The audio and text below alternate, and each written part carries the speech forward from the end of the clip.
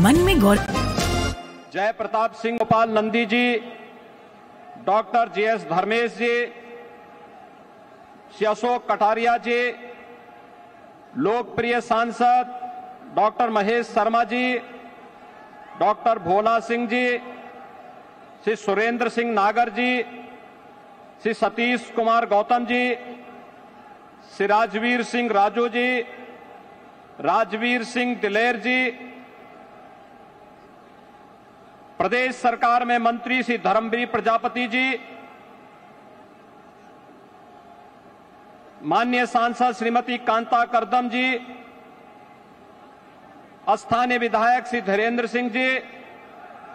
सभी माननीय विधायकगण,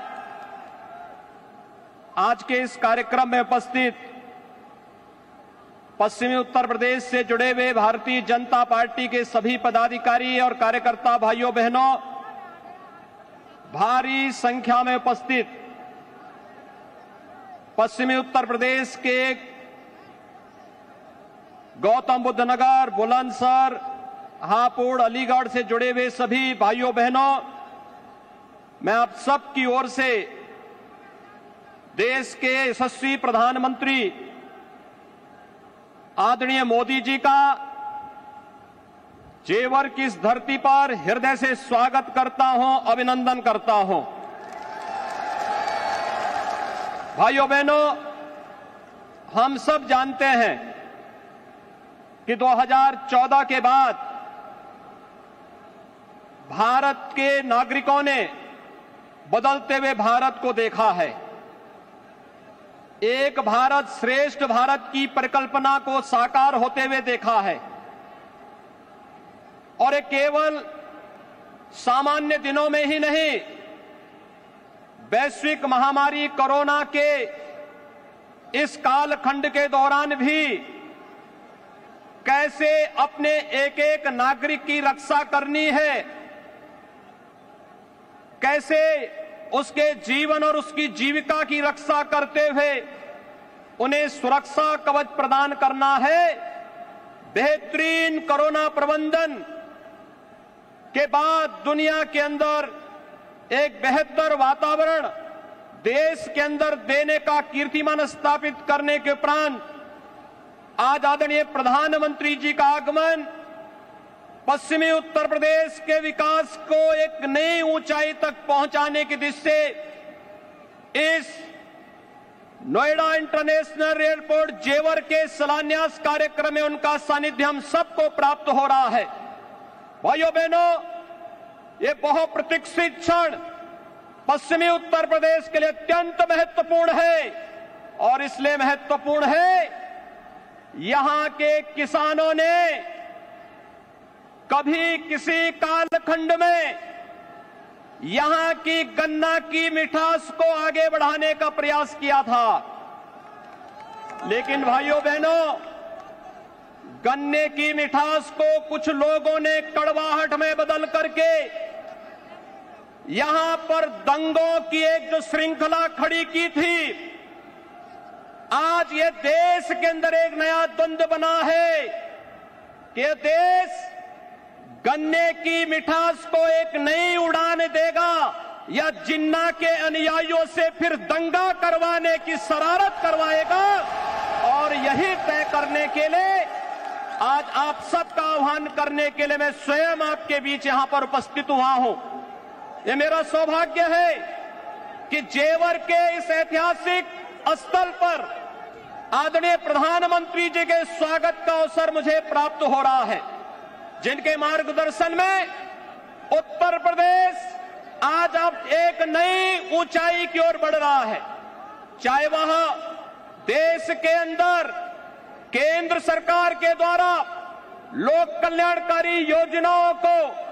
प्रत्येक नागरिक तक बिना भेदभाव के पहुंचाने के अभियान हो, चाहे वह इंफ्रास्ट्रक्चर के माध्यम से उत्तर प्रदेश के विकास को एक नई ऊंचाई तक पहुंचाने का कार्यक्रम हो, या उत्तर प्रदेश की आस्था को एक नया पंख दे करके यहां की आस्था का सम्मान करने का कार्यक्रम हो, या फिर उत्तर प्रदेश राज्य के पूरे परसेप्शन को बदल करके उत्तर प्रदेश में भी विकास होगा, उत्तर प्रदेश भी विकास की राह पर आगे बढ़ेगा। इस विश्वास को आगे बढ़ाने की दिशा से आज हम सब यहां पर उपस्थित हुए हैं। मैं आज के इस अवसर पर आप सबको बधाई दूंगा उन 7,000 से अधिक किसानों का जिन्होंने बिना किसी विवाद के जेवर एयरपोर्ट के लिए जमीन स्वयं मुख्यमंत्री आवास पर लखनऊ में आकर के उपलब्ध करवाया है। उन सभी किसान भाइयों का भी मैं अभिनंदन करते हुए आज के इस अवसर पर मैं पूर्वी पश्चिमी उत्तर प्रदेश के आप सभी भाइयों बहनों को हृदय से बधाई देता हूं, क्योंकि जेवर एयरपोर्ट केवल एक एयरपोर्ट नहीं है। भाइयों बहनों, आपने देखा होगा पिछले 4.5 वर्ष के अंदर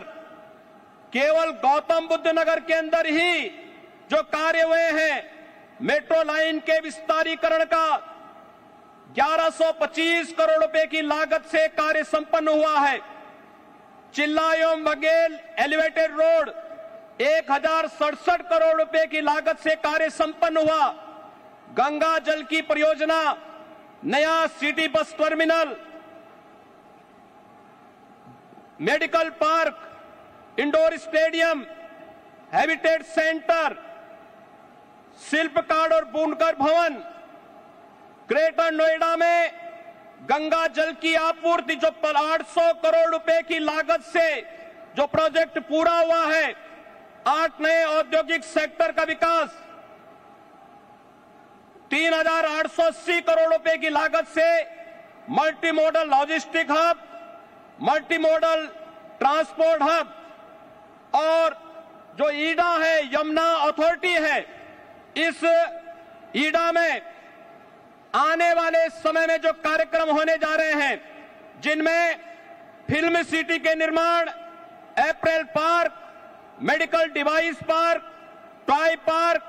हैंडीक्राफ्ट पार्क और लॉजिस्टिक पार्क,